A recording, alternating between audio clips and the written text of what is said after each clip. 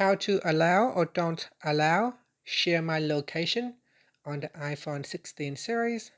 First, let's return back to the home screen by swiping up at the bottom of the screen. Then on the home screen, tap on Settings.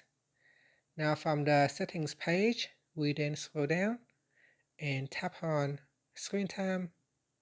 After that, we scroll down and then tap on Content and Privacy Restrictions.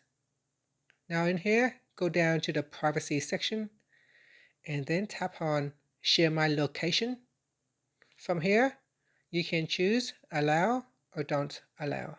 So select an option. When you are making a change, it will ask you to enter in the screen time passcode, so do so.